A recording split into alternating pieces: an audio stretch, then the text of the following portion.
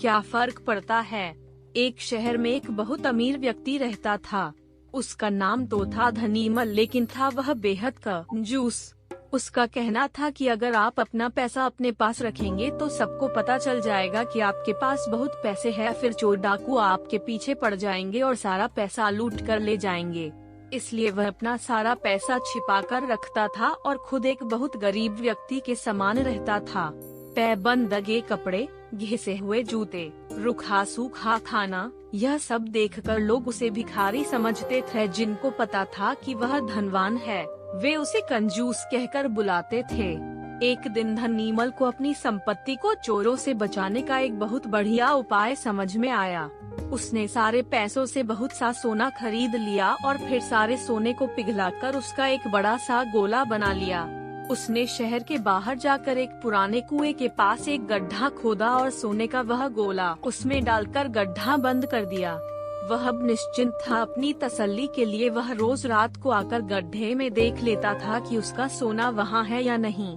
उसे विश्वास था कि कोई भी चोर इस जगह के बारे में नहीं जान पाएगा, लेकिन ऐसा नहीं हुआ। धीरे धीरे पूरे शहर में यह चर्चा होने लगी कि धनीमल रात में शहर के बाहर जाकर कुछ करता है। एक रात जब उसने गड्ढा खोदकर देखा तो सोना वहाँ से गायब था। उसे गहरा सदमा लगा और वह चीखकर रोने लगा।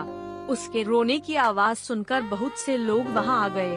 धनीमल रो रो कर अपना दुख बताने लगा। तब उसके एक पड़ोसी से उसे कहा, धनीमल, तुम एक भारी पत्थर इस गड्ढे में रख दो और समझ लो कि वही तुम्हारा सोना है। यह सुनकर धनीमल को बहुत गुस्सा आया। तुम मेरे सोने को पत्थर जैसे बता रहे हो। वह बोला, देखो धनीमल, वह सोना तुम कभी इस्तेमाल तो करते नहीं थे।